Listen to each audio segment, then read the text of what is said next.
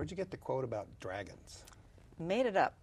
Me and a good Nana, huh? Well, it was my daughter and son-in-law are looking for emotional support. And that was kind of the best analogy I could think of. The experience was so foreign. Dragons are foreign. It was such a very foreign experience to us. And we had no choice but to hang on. We couldn't give up. We couldn't walk away. You mentioned that the boys have scars today. Yes. And you call them? We call them dragon bites. They have scars from all of their IVs and all of the surgical procedures that they had while they've been through all of this treatment. So. Let's go to NICU day 13. Aiden cries, Ethan crashes. To complicate things, Ethan is now down to only 2 viable IV spots. And as if to pile on more bad news, the lab results are back. Ethan has an infection. I have a sinking feeling about this. Now, you were the pillar of strength, but were there times when you were really close to giving up? Never times I was close to giving up on the boys, but I absolutely was not a pillar of strength when I left the hospital. I relied on my husband and my family for every second that we weren't there. One of the other issues that you were having to deal with was the money side. You say this, we're going to flounder if Justin doesn't get his business back on solid footing, so the decision is made. Justin's going to focus on reviving business accounts, and I will go to the hospital every day. So here Justin was trying to make money while he was away from his boys, and you were taking all of that on your own. Right. So he was dealing with kind of the day-to-day life, trying to pay bills, trying to earn money. He was self-employed, so keeping his business going, keeping clients coming in the door. And my job was to be there for the boys and to do anything I could to support them and comfort them and help them thrive. I have brought up here these are just the hospital bills, right? Yeah, just while we were in the NICU. Oh, just the hospital bills. The first hospitalization. Oh, the first hospitalization. Okay. So I'm gonna put this right here for a minute, and I'm gonna hold up. Here's one. Essentially paying 30 days, right? Yep. $74,000. Right. I guess you wrote a check on that one, right? Out of petty cash. Yeah. Okay. I'm gonna move this one and go to another one here. $107,000. I think this one is. Yep. Are we able to get that? Yeah, there it is, $107,000. You had good insurance, right? I had a great insurance plan, comprehensive coverage. No lifetime max. One more. This one's even more impressive. $203,000. Right. How much were your total medical bills while you were? For the time we were, for 18 months, I tracked for 18 months, it was $2.2 million. What happened to you financially? Oh, we lost everything.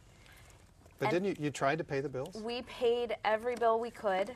As things started to pile up, we sold everything we could. We sold our car, we sold our furniture, we sold our clothing, we sold everything we possibly could. Tried to sell your house? We put our house on the market. Unfortunately, that's right when the whole housing market decline started, so we weren't able to sell the house.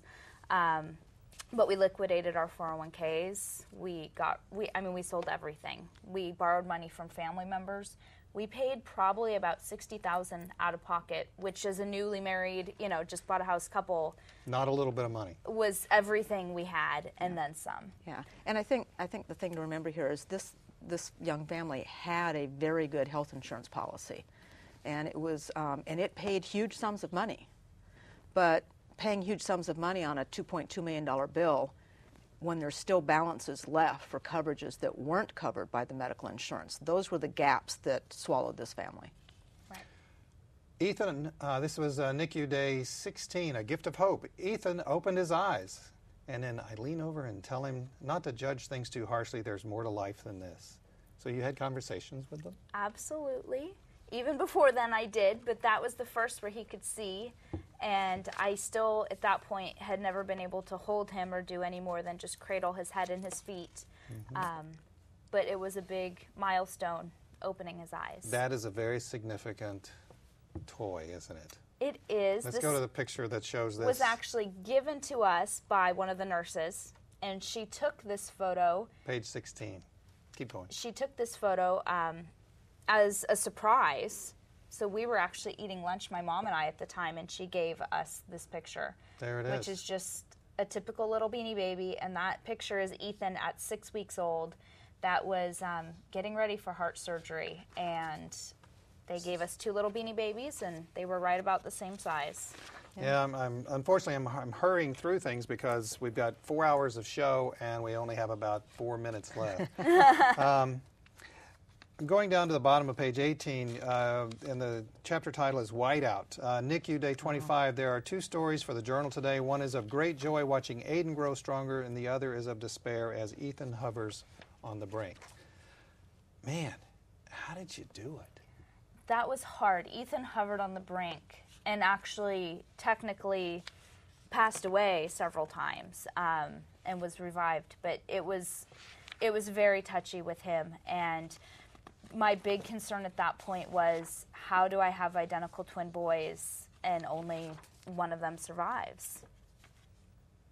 Were the boys, could you tell if there was a connection between the boys at that early age? Absolutely. They were not co-bedded when they were first born. They were too small. But when they got to a certain age, the nurses put them together in an isolette. And as soon as they were together, their stats would stabilize, their breathing would get better. It was just this instant bond that they still have today. I want to go to page 24. It's your first family photo. Now, by this time, Justin didn't have any hair anymore. But tell us, not that one. This is on page 24. And tell us about how this photo was done. This was... It was a comedy. We had 2 nurses helping us. So one nurse holding the camera, the other nurse standing just out of range of the camera with the oxygen mask for Ethan.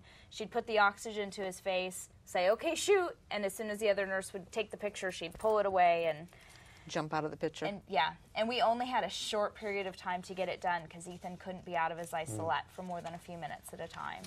Just want to tell you in the booth that the next graphics we're going to go to are on page 27 because we only have a short period of time. But let's get to the happy part. Yes. They've made it. They made it. How are they doing? Excellent. They are how old now? Are 3 and a half. They are beautiful little boys, extremely smart. We still have some health concerns, but... Well, tell us about those. Now, intellectually... Intellectually, they are advanced for their age. Wow. Which is not something that physically we told. Physically, they're still diagnosed with failure to thrive, meaning they're very small for their age.